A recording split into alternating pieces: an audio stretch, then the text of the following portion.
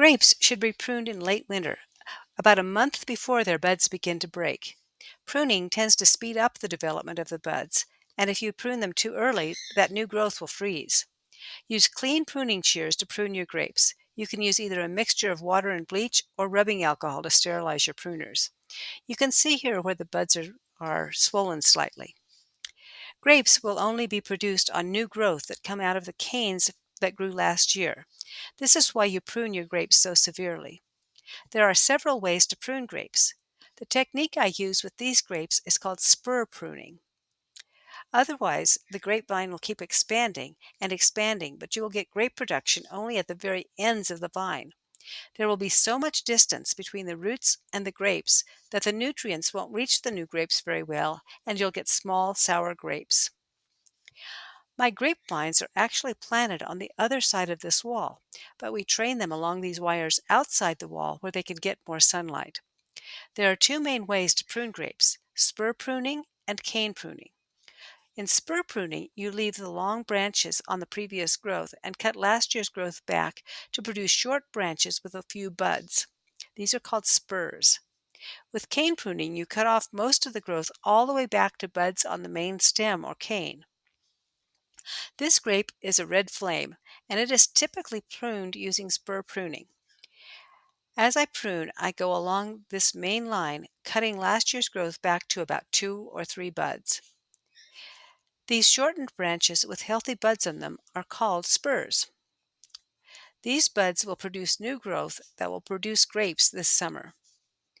When new growth develops from the buds, I will thin it to 1 branch per spur and cut the bunches of grape in half so the grapes will be larger.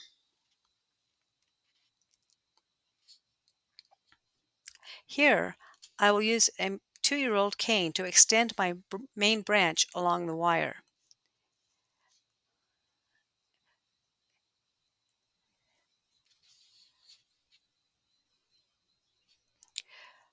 You should cut back branches that are thicker than a pencil to form the new spurs. Thinner ones should be pruned off. If you have 2 options, use the one that looks stronger and healthier. I'm going for about 1 spur every 6 inches, so when they're too close, I will remove one of the branches. This vine is a Thompson seedless. I use spur pruning even though Thompson seedless is a variety that is generally pruned using cane pruning. I don't get much production if I use cane pruning because the main cane is on the other side of the wall in the shade. So you might say I just have an extra long cane here.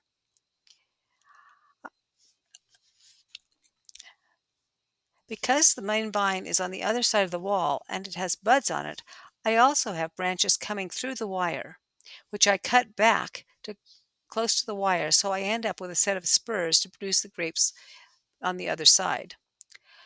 I also train a branch along the top of this carport.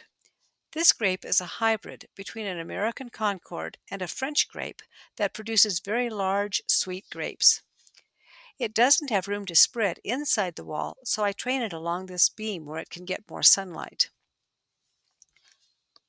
Some of the branches here are too close together, so I'm doing some thinning as I go, and I'm starting another branch as a future main branch.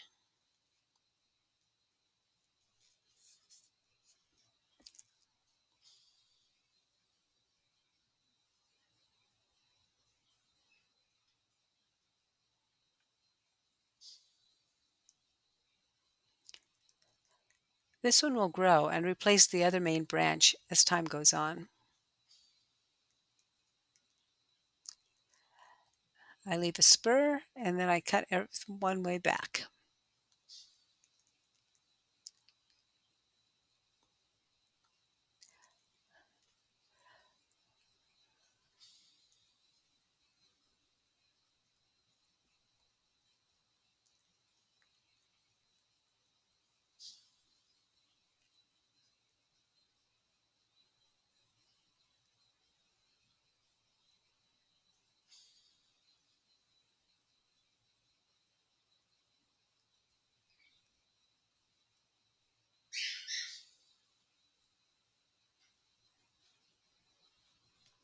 Here we have the finished product.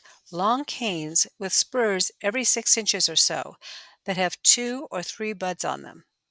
You can cut off as much as 90% of the grapevine, and it still is a healthy grape and will produce plump, sweet grapes.